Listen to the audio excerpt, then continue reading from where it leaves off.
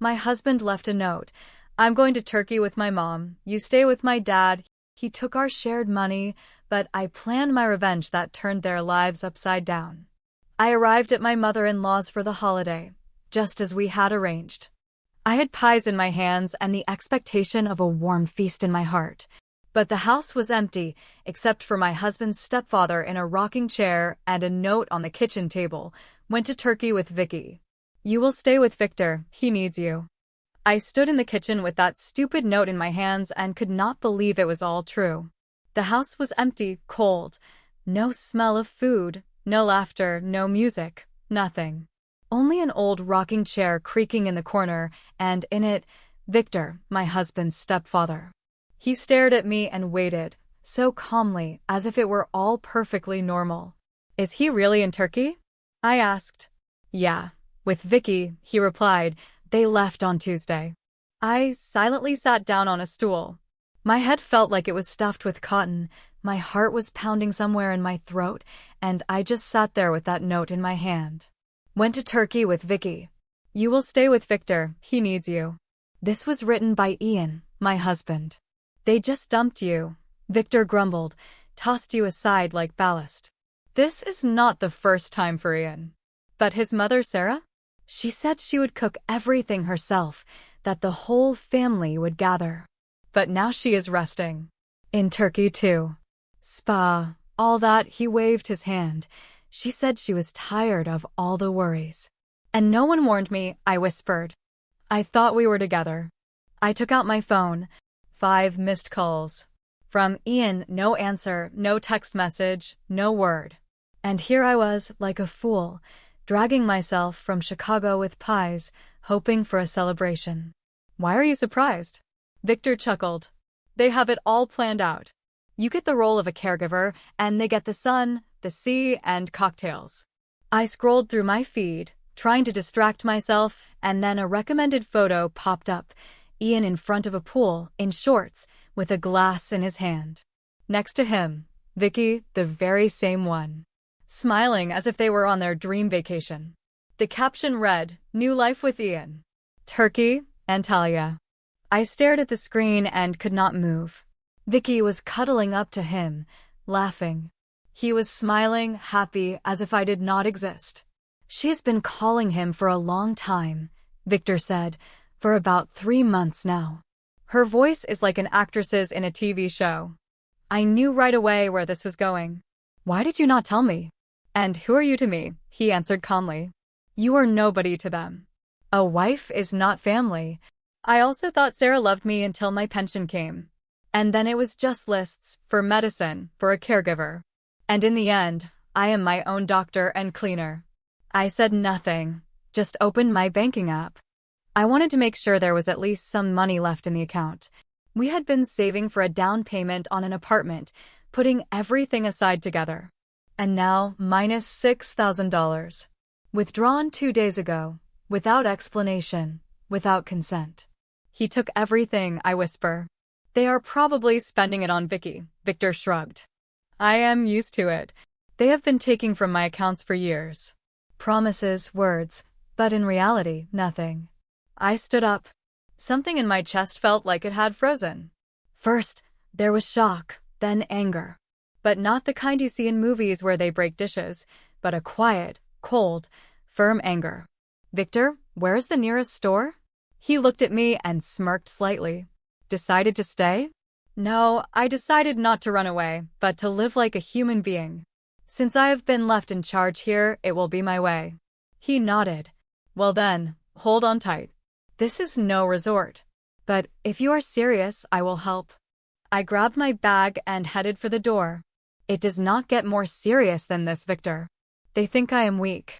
They just forgot who I am. The store was not far, about a 5-minute walk. I walked, barely looking around. My head was buzzing as if I had been hit. They left me alone, just presented me with a fact.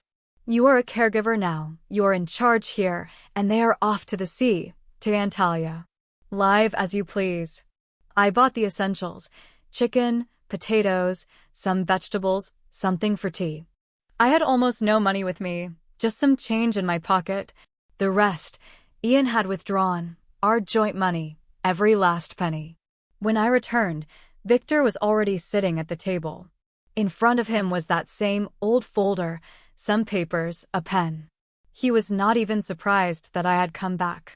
"Well, if you are back, you must be serious," he said without looking up.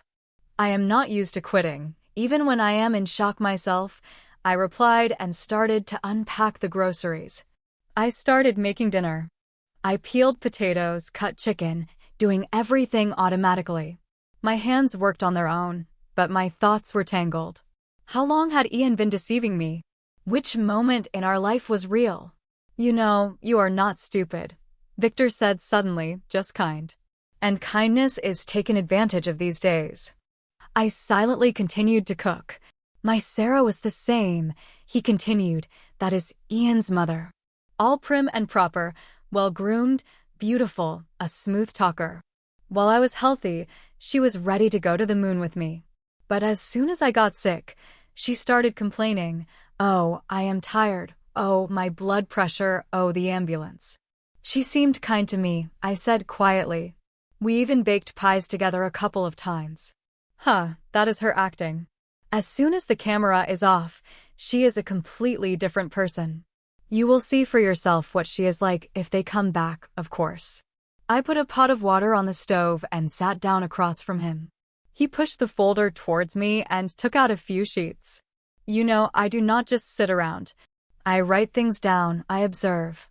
Years go by, and I see everything." I took one sheet.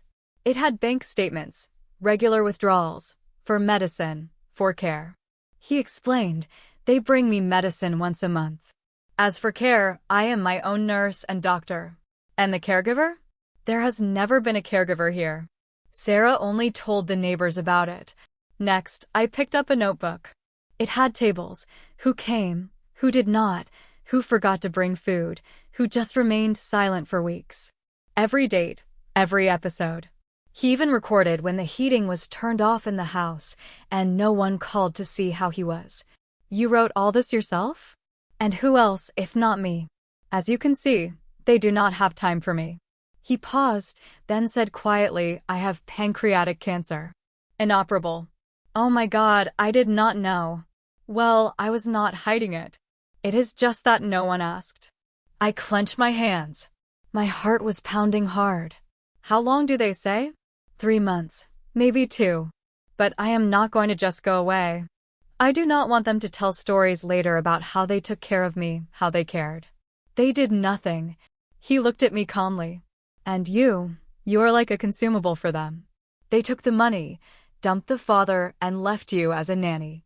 They think you will sit, cry, and then leave. And what do you want?" He smiled wryly. "I want the truth to come out. Everything without hysterics, without shouting. Just facts, papers, photos, testimonies. So that later, when they come back, they cannot get out of it or hide behind tears." I nodded. It was as if something fell into place. "I will help you." I was also left with nothing. Only with resentment and a strength I did not know I had. He nodded. "Well, now there are 2 of us." The next morning, I woke up earlier than usual. I had barely slept, tossing and turning, thinking about how everything could have collapsed so quickly. Just a week ago, Ian and I were discussing what curtains to hang in the bedroom of our new apartment. And now, no husband, no apartment, no money. Just me and Victor. And an anger that was starting to give me strength. The kitchen smelled of instant coffee. Victor was already up, in an old robe, but cheerful. "You sleep soundly," he said. And here I am, thinking about where to start. "With the truth," I replied. "We will just show everything as it is, without theatrics, just the facts." We sat down at the table. I took a notepad, Victor his papers. We started to make a list of what we had: bank statements, notes in the notebook, photos of the empty refrigerator. Then we remembered that Victor had a bunch of letters from the local doctor that Sarah had forgotten to take him to. There were even recommendations for hospitalization that went unanswered. "And what if they say they did not know?" I asked. "We will have copies," he replied. "Signatures, dates, envelopes. Let them lie to their own faces later. I took out my laptop, asked Victor for his old photos, documents, anything that would help us create a real picture, not the one they like to show on social media, where they are good, caring, and sacrificial. While I was scanning the papers, someone rang the doorbell. Victor looked through the peephole and said, "It is Mrs. Peterson, the neighbor. She probably heard you arrived." I opened the door. An elderly woman stood on the threshold with a bag. I brought a pie. I heard Victor was alone. And also, she lowered her voice. I wanted to ask, "Are you aware of how they abandoned him?"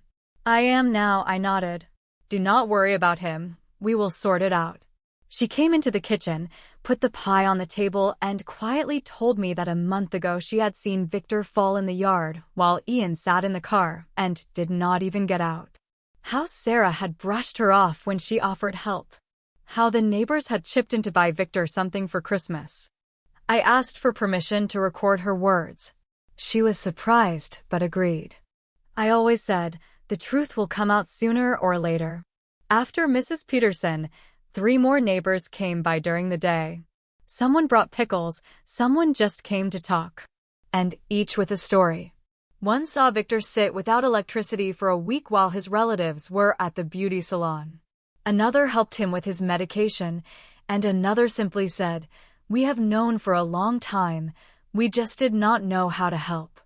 I recorded everything on a dictaphone in a notepad, took photos. Not because I wanted revenge, but because I finally understood I am not alone. We are not alone. In the evening, Victor looked tired, but there was a spark in his eyes. "You know, you are an unexpected force," he said as I was pouring him tea. "I thought they would just write me off, but you came in and turned everything upside down." "I am just tired of being good to people who do not appreciate me," I replied. We sat at the table surrounded by folders, photos, jars of preserves from the neighbors. And, for the first time in a long time, I felt calm. Not because it got easier, but because there was a purpose.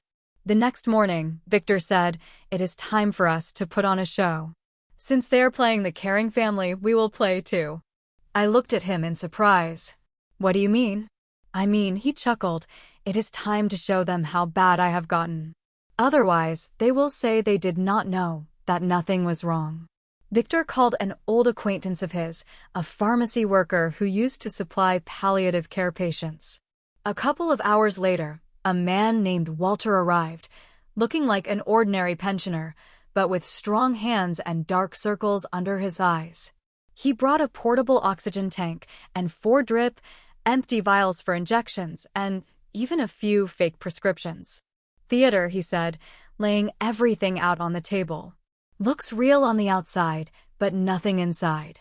All props. But it will look real in the photos." I looked at all of it like props for a drama. Victor lay calmly in bed and commented, "The 4 drip here, the tank at the head of the bed, the vials on the nightstand. I will even start coughing if necessary." I took the old bedspread off the bed, put on a white sheet, found a terry cloth towel in the closet, changed Victor into a clean t-shirt, and tousled his hair. "Are you sure you want to do all this? And you think their conscience will awaken just from an empty house?" he asked calmly. "No, they need to see it and feel the panic. And then the disappointment." I took a few photos. I dimmed the lights, chose an angle to make him look weaker than he actually was. In one shot, he had his eyes closed and the tube from the tank. In another, I was next to the bed with a tired face. After that, we recorded a short video.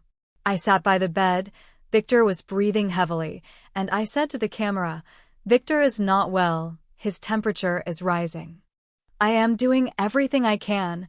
I hope you will at least call." The video turned out to be real. Even I got scared, although I knew it was all an act. But there was so much truth in this act that my heart ached.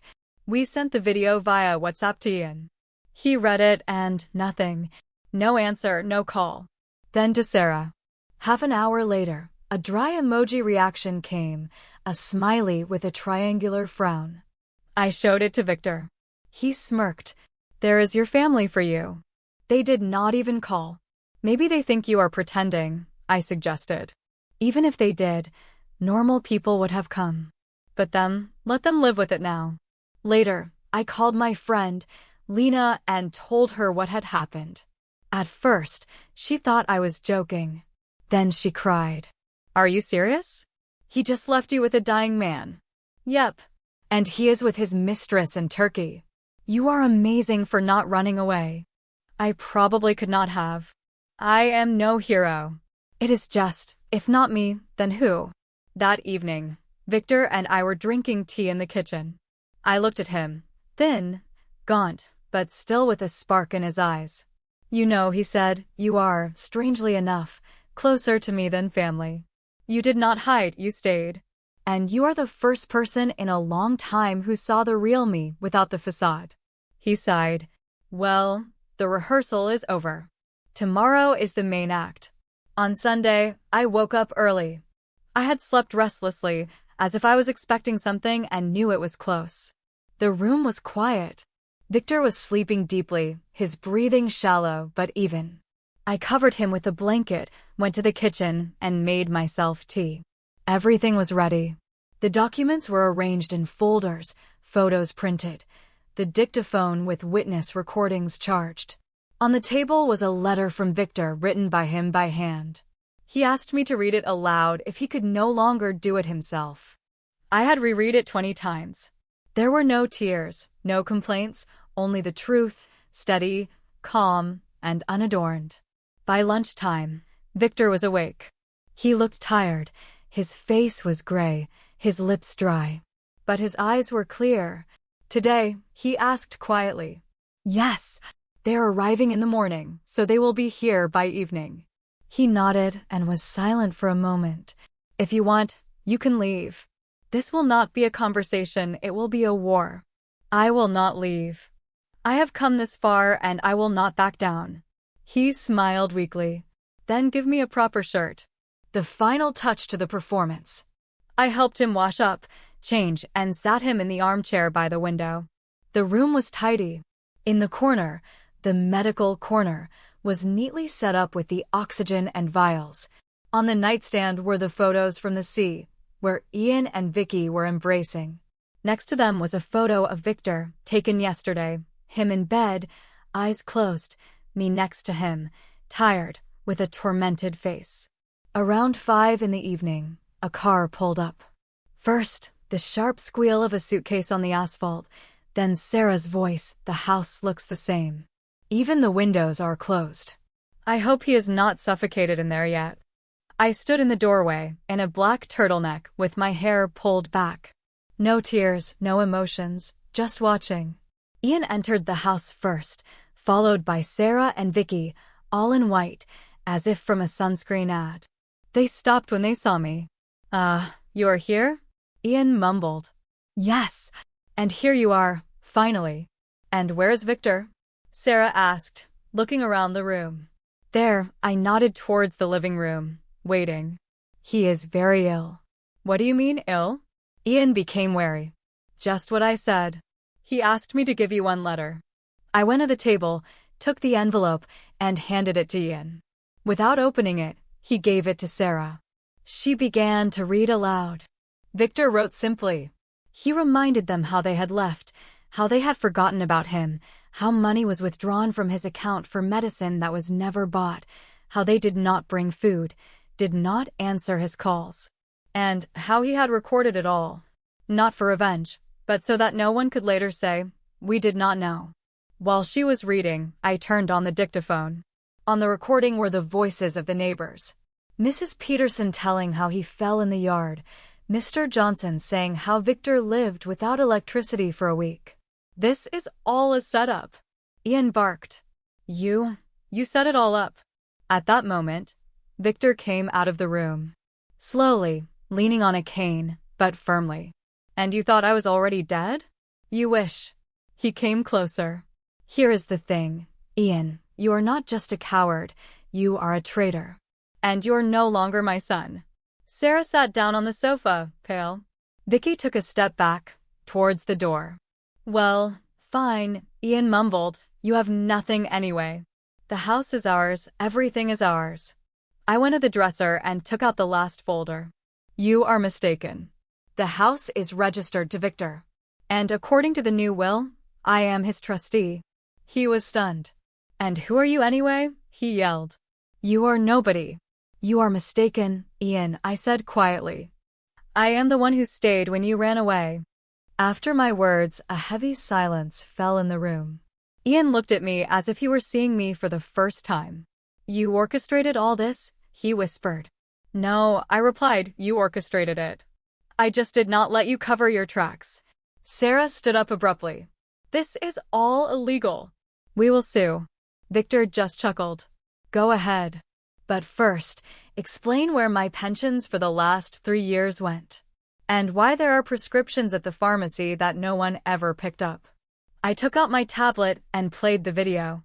Victor had recorded it a couple of days ago, while he was still feeling more or less okay. On the screen, he sat in the same armchair, with a straight back, and in a calm voice he told about his care, or lack thereof, how he was left without medicine, how money was withdrawn from his cards, how they did not call for weeks. Every episode, with the exact date and name. This is all slander. Vicky shouted. He is just old, he is confused. Here is a doctor's note, I said, taking out a copy. He was of sound mind and memory 2 days before the recording. This was confirmed by 2 independent doctors. Ian stepped towards me. Listen, let's sort this out. We went too far, but we are family. I am ready to apologize. Let's just forget everything. I looked at him calmly. I once loved this man, but now there was nothing familiar left in him. You did not even come when you were told your stepfather was sick. You were not interested in me or him. Only, it seems, your own behind.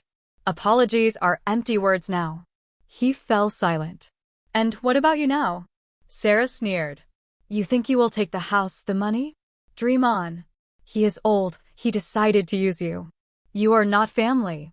No, not family, I replied calmly. But I turned out to be closer than all of you put together. I took out the documents. According to the new will, this house comes under my control. After his death, a large part goes to a charitable foundation for the elderly. The rest is for me. I looked at Victor, as he wished. Ian stood there, pale. You have ruined everything. No, I shook my head. You ruined it yourselves. I just did not let you erase the tracks. They left without saying goodbye. Vicky was the first to leave, without even looking at Ian. Sarah was hissing something in his ear, but he was already silent. A heavy, angry silence. When the door slammed shut behind them, I exhaled. Victor sat in his armchair, quiet, calm. Is it over? He asked. It is over, I nodded. We did it. He looked out the window. Interesting. So, this is what justice looks like. It can be quiet, but very precise. 2 days later, Victor passed away. Quietly at night. I was by his side, holding his hand. No shouting, no fuss. He just fell asleep in silence, with the feeling that he had been heard. The funeral was modest, but neighbors, doctors, even the notary came. Everyone said the same thing. He was a worthy man. Not by money, but by attitude. After the funeral, I stayed in the house. Not because I wanted to grab it, as Sarah said, but because I felt that order needed to be restored here. Victor left behind not only documents and wills. He left me an example. 2 weeks passed. I went outside with a cup of tea and looked at the sky. It was a cold but bright day. Inside, there was peace. Not happiness, not joy, but precisely peace. I knew I would not let myself be used anymore. Not by Ian, not by anyone else. And I also knew, somewhere out there, was him. And he would have said, "You did well.